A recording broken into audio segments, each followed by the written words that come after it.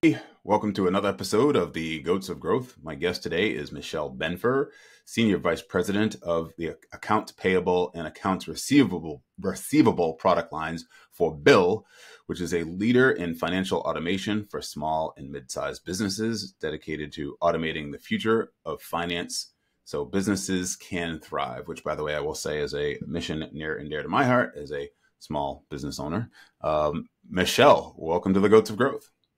Thank you, Jay. I'm excited to be here. Yeah, I'm excited to have you. As I was saying before we hit record, I've been wanting to meet you for quite a long time just because your reputation precedes itself. Obviously, you've had an awesome career and, you came upon my radar again most recently a few weeks ago when you shared a post on LinkedIn. And I think the first line was something about rule of 40. It doesn't just roll off the tongue so easily. but for those who haven't seen that post, talk to me about the crux of it, if you will. Yeah, I mean, over the last, let's see, 4 or 5 years or so in SaaS, even longer, there's been an embarrassment of riches, especially with how inexpensive it has been for companies to have access to money. And as we've made this transition post-pandemic, I've been at public companies, and the real benchmark for success that so many of the companies I know or that I've worked at is ensuring that companies get to this rule of 40, especially the public companies, which is basically, a company's combined profit margin and growth rate being at least 40%. So I know that's something that, at Bill, we're working towards. I'm also on the board of a company that's marching towards rule of 40.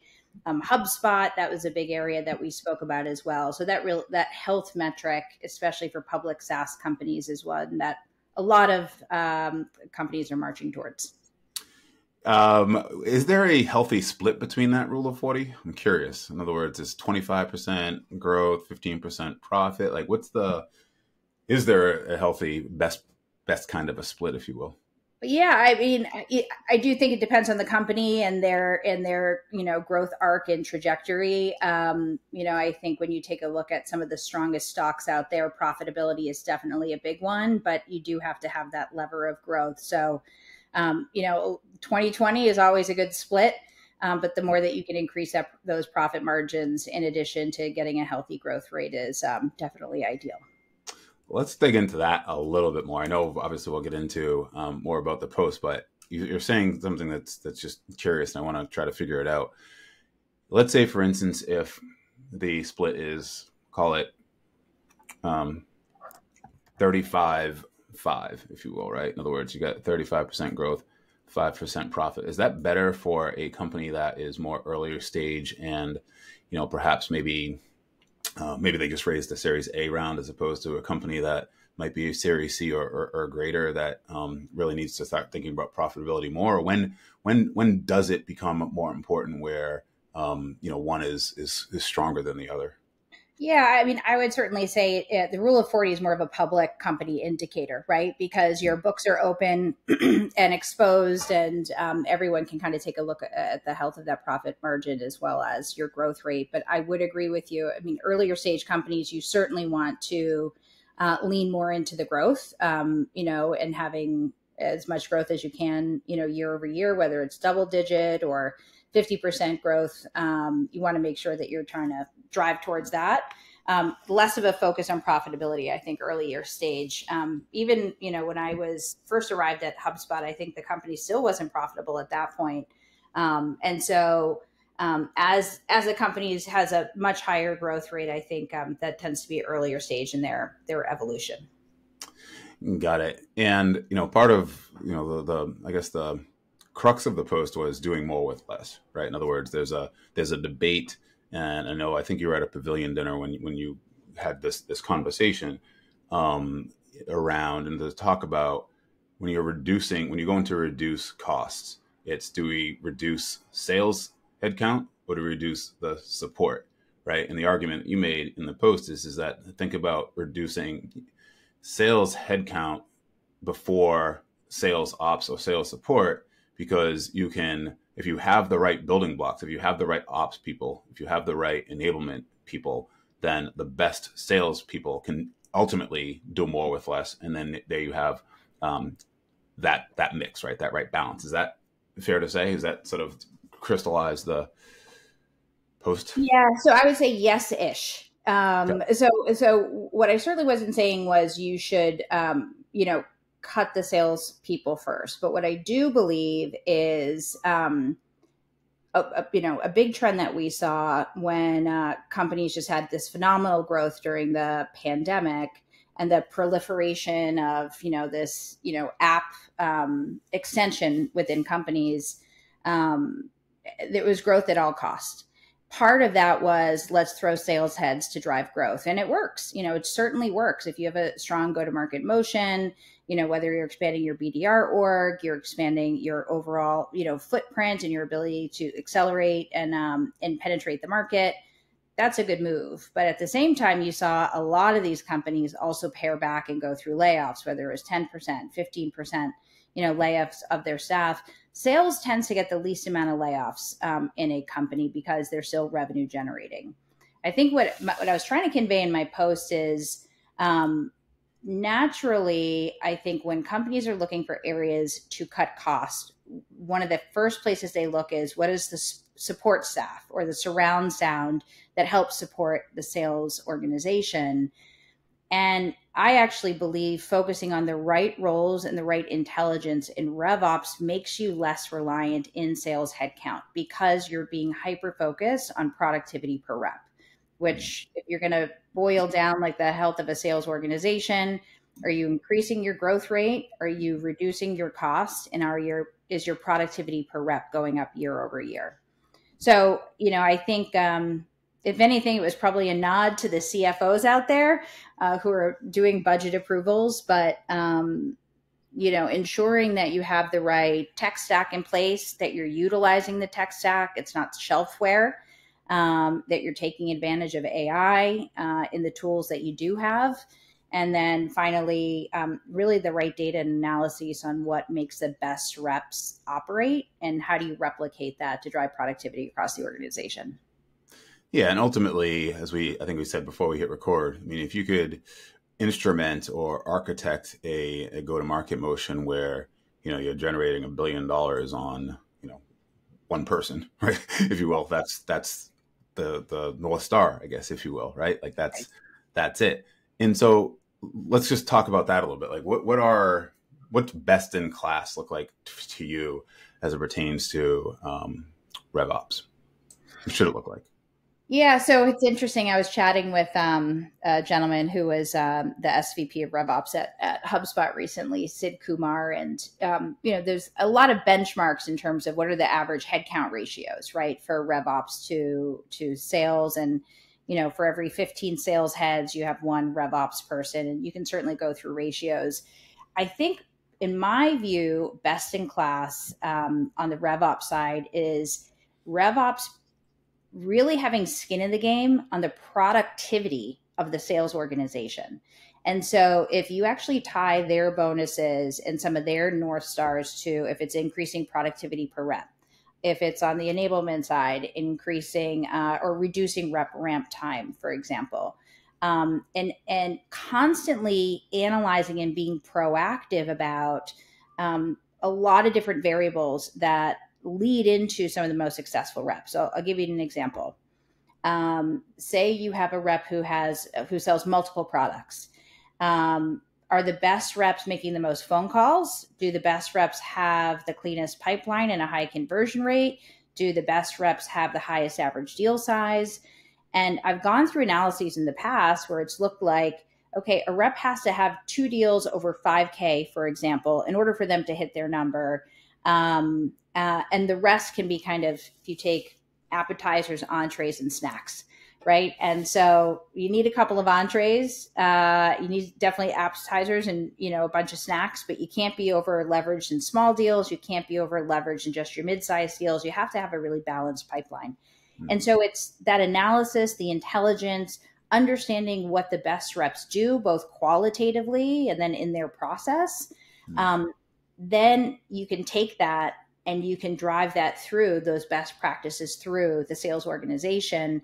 I think my argument is more that productivity should be a high benchmark for RevOps. And instead, I think some RevOps teams are set up more in the traditional operational function, like is our tech stack working? Like taking tickets, building the annual sales plan, doing the territory planning. That's an important element, but a high productivity arm of a RevOps organization, I think, will pays dividends to the overall health of the sales organization, which then makes the org less reliant on that headcount. Should revenue? How do you compensate for that? In other words, how do you align that goal with RevOps? How are they paid? How are they incentivized to do that? How should they be? If not? Yeah, I mean, I think depending on the roles, right? So if you had a productivity team, I would recommend tying whether it's their bonus and or half their bonus to hitting certain productivity benchmarks.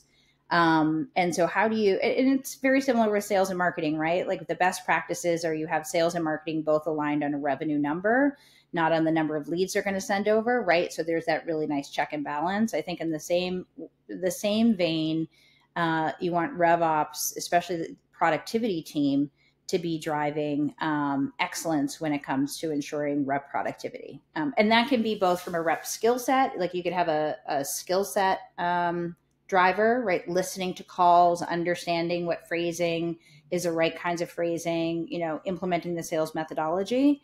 And then you also have the more analytical arm. Appetizers, entrees, and snacks. That's such a great visual. So I'll go with that for a moment.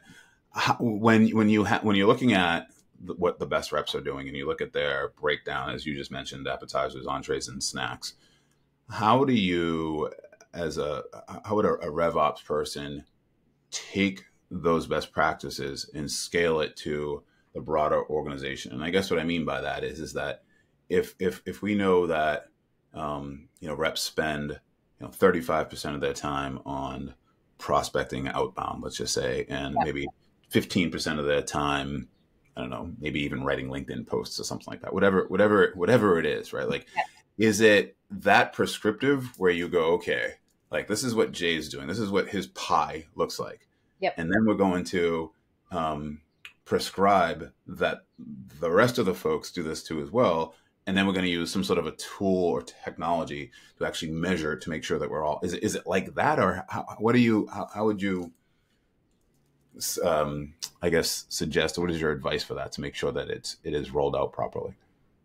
Yeah. So there's a few different that I'd probably break it down into. One is, this is my gut after 20 plus years in sales. I can give you what a few of the lessons I've learned, but the best reps, I would say, have a level of precision when it comes to the good fit prospects that they should be working for. They know how to qualify well. They know how to disqualify early. And they also really understand the customer pain. Like innately, they understand the customer pain and they really know their product. Mm-hmm. I think when you have that recipe, that's a lot of the goods. Mm-hmm. The next piece is overlaying areas that can be taught. And so some of those, areas include how do you run a more effective call?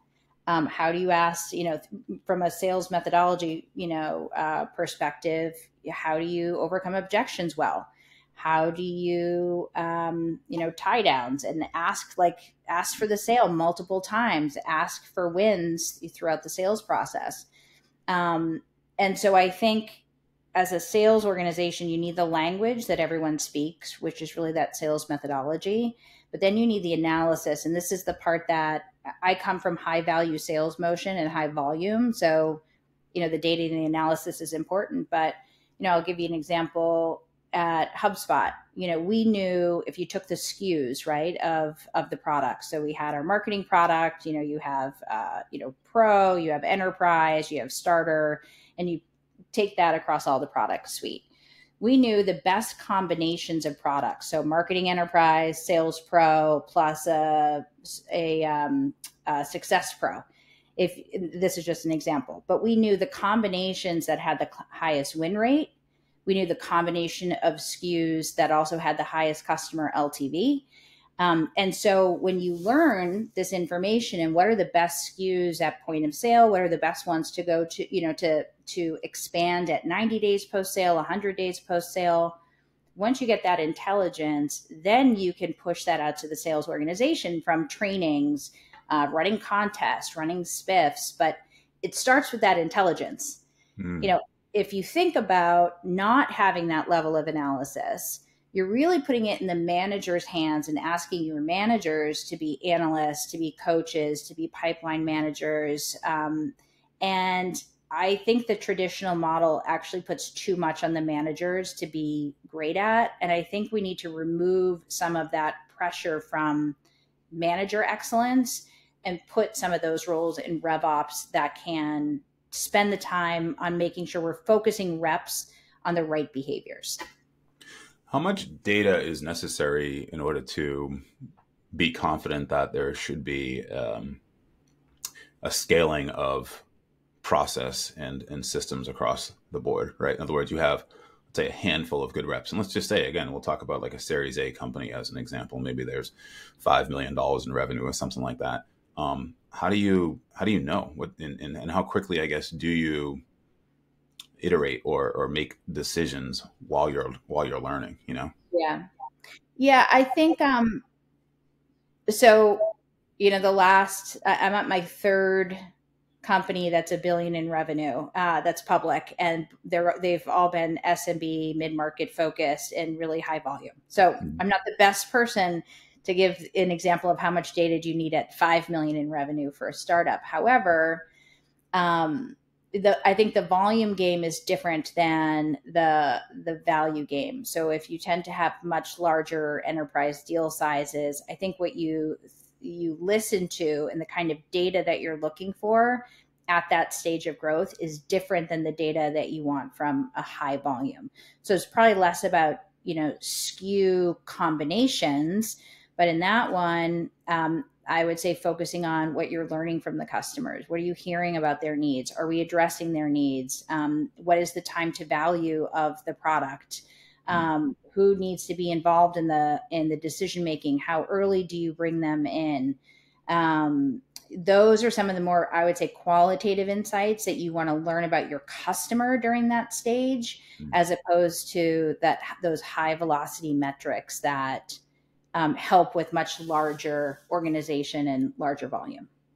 Got it. Because all that stuff that you're learning from your customers, then that can be put into messaging and can be put into the coaching and developing and all that stuff, right? Where you're actually building the playbooks, and maybe there are multiple playbooks for multiple motions and multiple SKUs and multiple markets, domains, and that type of stuff, right? Yeah. But at that stage, pricing, price elasticity, how you're positioning, your offering, all of that. I think it's more, you're at customer feedback stage than, in that high volume stage. Yep, that makes sense. You mentioned putting a lot on the managers, right? Like, and I can imagine, obviously as a small business owner, frankly, it's interesting because I'm frankly not fantastic at everything. Right? As a matter of fact, I'm pretty bad at a lot of things, right? And I can only be good at so many things. So I can imagine from a sales leader perspective, that's true as well. And then when you're talking, what we're talking about here in terms of looking at and analyzing the data, and then actioning on the data, and then also being able to get reps and other managers to execute on the plan, that's a lot. And I feel like there's a lot that will fall by the wayside there. So managers should be, given this structure, I guess, should be focused on what? Where is their highest value, so to speak, on a day-to-day basis? Yeah. So managers need to hire well. Mm-hmm. They need to coach their people well. They need to coach them up. They need to be able to train their people to a degree, right? They're not going to be the enablement team, but they need to know what the gaps are. They need to listen to rep calls and qualitatively how they're running their calls. And they need to be able to coach them on where they can be more effective. Are you setting a strong agenda up front? Do you have the right decision makers in the deal? Do you have, are you positioning the product appropriately? Are you running an effective demo that is leading to customer outcomes versus, feature dumping. They need to make sure that the pipeline is healthy, the pipeline is sound, that the reps have the right hygiene, the overall pipeline hygiene. They need to ensure the reps have the right metrics, which even when you put out metrics and ideally you would get from like a productivity team, are they right for that moment? If you're light in pipeline, you got to build more pipeline that might be the average that you're asking for because you happen to be behind. So their pipeline managers, their performance managers, their coaches, their trainers, their interviewers, their team motivators, right? They're driving a team of people. They're culture carriers.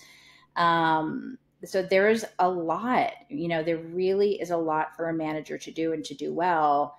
And I think we need to put more resources, high value resources that pay dividends back to the sales organization and insights in RevOps in order to allow managers to become more effective in coaching, an effective process, pipeline management, deal reviews, et cetera.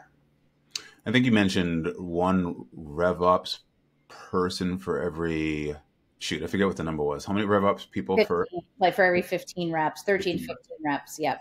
So let me look at it from another perspective as we're talking about productivity and potential bottlenecks and all that stuff, which is, is there a proper ratio or best ratio for sales leader to rep, if you will, if you're a frontline manager, like where is that breaking point, I guess, if you will? Yeah. I really like 7, cool. 8 is the max. Cool. And anything above that, I find it's too much. And I get it. I mean, there are just times we had it at HubSpot. Every now and then there'd be 10 reps to one manager. We were really, really pushed, but there's real diminishing returns in both rep impact and manager impact to the reps when you're getting certainly above 8.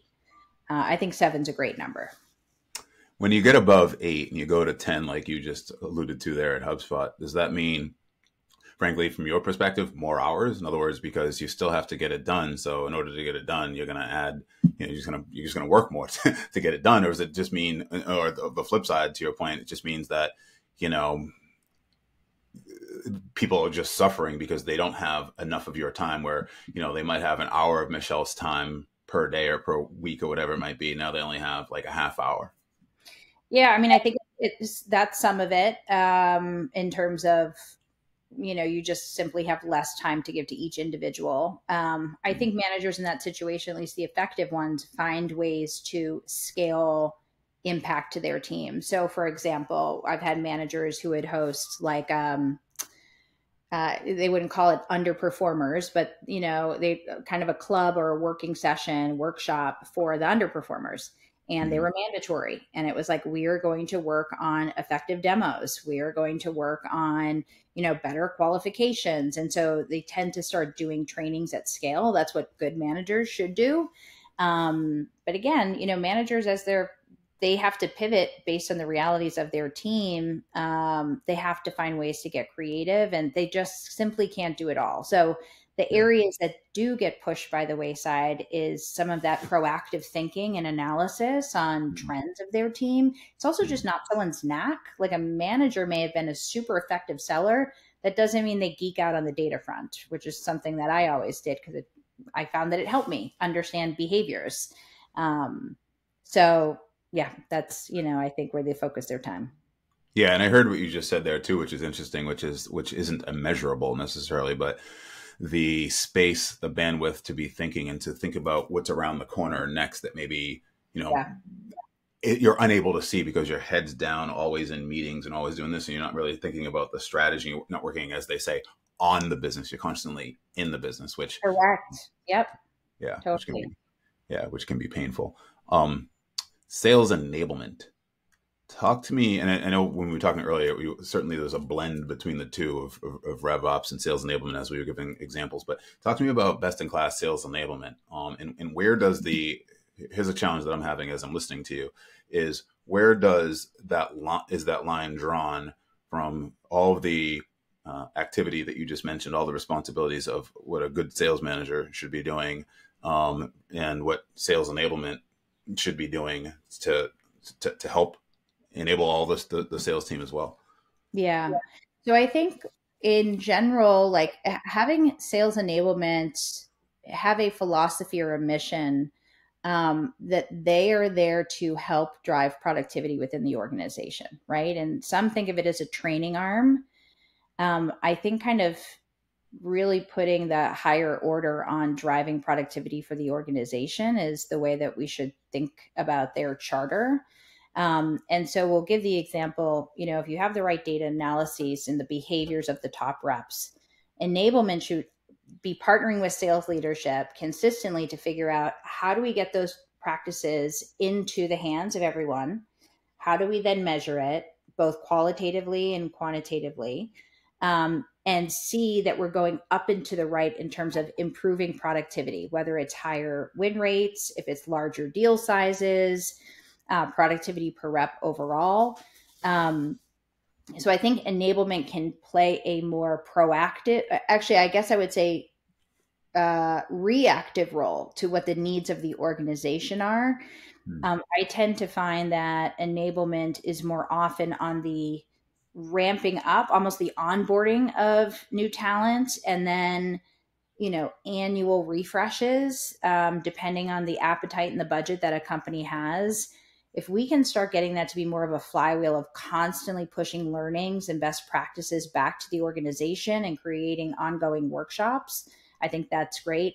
And then the last piece is they should always be working on creating that evergreen content, right? So how do we scale it so that we're not reliant on enablement headcount, but we have really, really smart people in enablement and they're building out programming that's on demand, that's engaging and interactive so that we're constantly upskilling the organization. And speaking of upskilling the organization, you mentioned obviously with managers hiring and coaching is really important. And in this case, too, as well, to upskill the entire organization.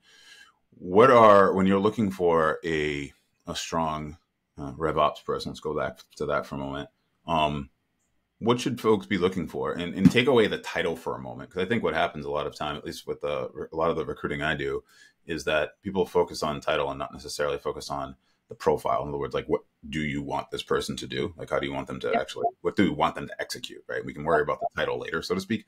Like, what should that person look like from a skill set perspective, from an experience perspective? What have they gotten their hands dirty on with all those kinds of things? In regards to like the productivity team and RevOps, or RevOps, for RevOps. So I would think of somebody who's, they're an analyst. That is their role. Is they're an analyst, so they've likely been in kind of a early stage analyst role at a company to maybe they're more senior manager. Like my recommendation would be to hire someone who has strong analytical chops and they can work multiple work streams at one time of analyses, and they can bring not just hindsight, but insights and foresight. And so, I'll give you an example of that. With a lot of the analysts that I've worked with, when I think of an earlier stage junior analyst, I ask them for information or data. I'll give you one for an example. Recently, I said I wanted to take a look at what our geographical footprint is per state. Okay. And so they pull the data and they give me a map of the US and they say, this is how many customers we have in every state. If I were to go to a more senior analyst, I would say, I want to know how many customers we have in each state. And also, can you find out what our demand has looked like per state from a marketing perspective, and also our average deal sizes, and where right now are we getting the best unit economics on a per state basis? And also, what is the TAM per state that we think we have upside?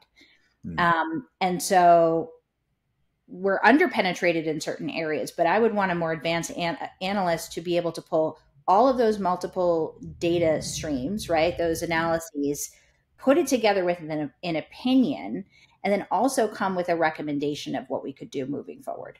So that's kind of the different tiers. And I do think that's a very important distinction. And as I coach analysts that I work with, I'm always, and Yamini, who is the CEO of HubSpot, would use this framework of hindsight, insight, foresight.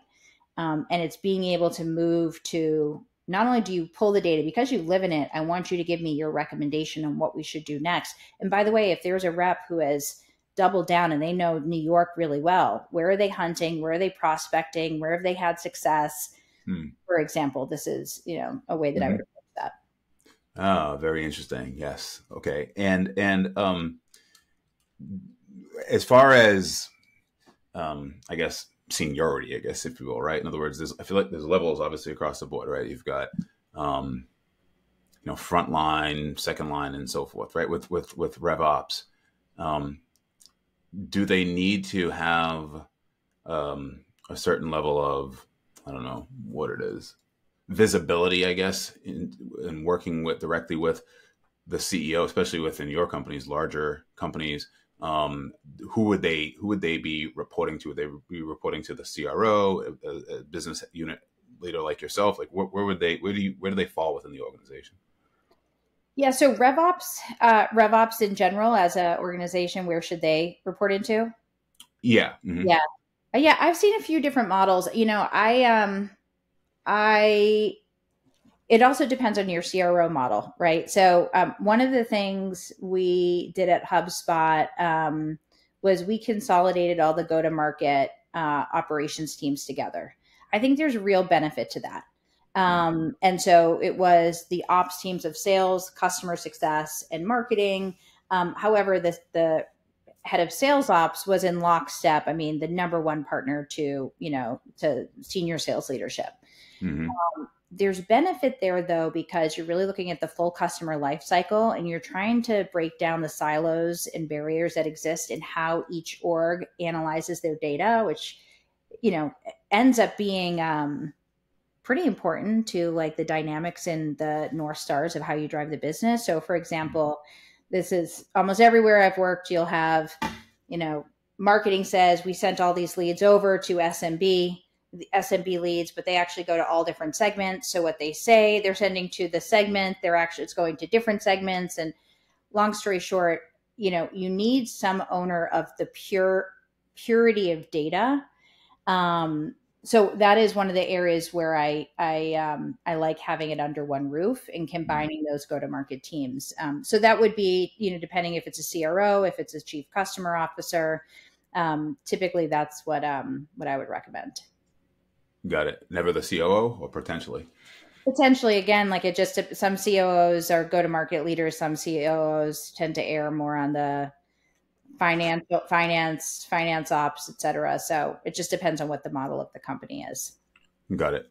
As you were talking there, I realized that I I missed something at the beginning of this interview. So forgive me for that. And I want to go back for a moment and just give me a sense of Bill, as far as, frankly, more about Bill, what you guys do, and then your role there as the SVP of the product lines that I had mentioned, accounts payable and accounts receivable. Yeah. So you teed it up really well, but we're a financial automation platform for SMBs, mid-market companies. And so, our core products are accounts payable, accounts receivable, automation. We sell mostly to financial, like CPAs, the finance arms of a lot of different companies, and to a lot of accounting firms who are partners. So that's one side of the business. The other one is we have a spend and expense product, which is like a corporate credit card and expense SaaS, product as well. And so we are every day lending credit to small businesses and mid-sized businesses. And so in my role, SVP of sales, I actually run sales, RevOps, customer success, enablement, solutions engineers, and I drive a strategy across the business for our AP/AR product. Amazing. Well, thank you for that. Again, I apologize. I usually say that at the beginning of the interview, not towards the end. Are you ready for our rapid fire 5? Ask you 5 questions, give me 5 answers, and And then there's a bonus question from the last guest that I will ask you. You don't know what that is yet, of course, but I'll share that with you. And Okay. then I'll ask you a question for you to ask my next guest. Okay, here we go. All right. What motivates you? My kids, my family, and retirement. Kids, family, retirement. Love it. Name a big goal you have right now, and when would you like to accomplish it? I would like to buy another home on Nantucket, so that the current house I'm in can be a full-time rental property and eventually leave it to my kids. And I would like to be able to do that in the next 5 or 6 years. Love it. What's your most preferred way to learn new information to stay sharp? I like podcasts. There you go. Make sure you hit follow on this one. I will. Got some good ones coming up, yours included. Who's your favorite character of all time? I don't know if this was actually on the email that I had sent you. I actually changed it and forgot to put it in the automation, but it's a big question that I got from a guest that I interviewed once, and I loved it, so I decided to add it to the 5. So who is your favorite character of all time? Could be the person down the street or somebody that we know from a movie or whatever, but what comes to mind? I would probably give you Kristen Wiig from SNL. She herself is a character, but all the characters she plays are I just finished watching Palm Royale on Apple TV, but I'm a SNL geek, and I think she's just one of the greats, one of the all-time greats. Yeah, I miss her on that. She was fantastic. Yeah. What's your favorite thing to do when you aren't working? I love to just be with my kids. I love to be traveling, be on vacation. Just being with my family, my boyfriend, my friends, my favorite thing to do. And I'm just realizing as we're talking that I don't have hold on. Let me see if my producer is actually, hold on. Let me just see if he shared this with me. No, hold on. He did not. So, okay. So here we go. I'm going to ask you a question. Oh, yeah. Okay, good. I'm going to ask you a question that came from Steve Trevelini, who will actually be posted a week before yours, former CRO of HubSpot. Link Squares, which is, what challenges are you facing running a sales team in 2024? It is balancing profitability and growth. I think, we for so long had growth was what was winning in the market, and profitability and healthy growth are winning right now. And so how do we invest wisely in the right resources, and ensuring we're not cutting resources that give us growth headwinds? That's what I'm. Yeah, right back to the beginning of the episode, right? How do you balance that? Love it. What question would you like for me to ask my next guest?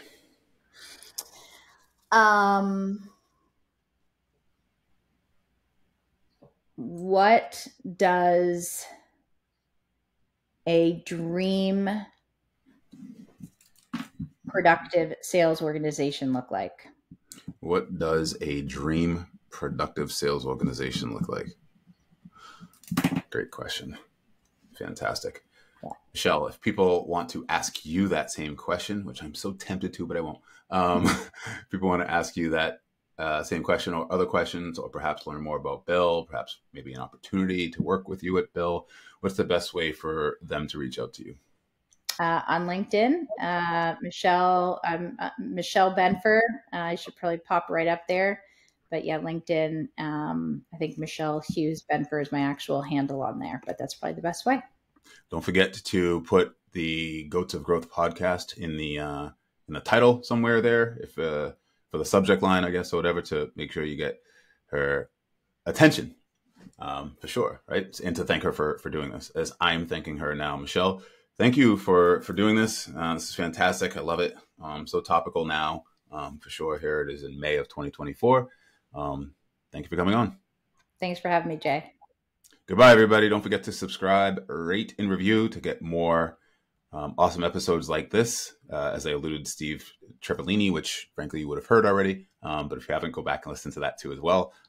Thanks, everybody. Take care.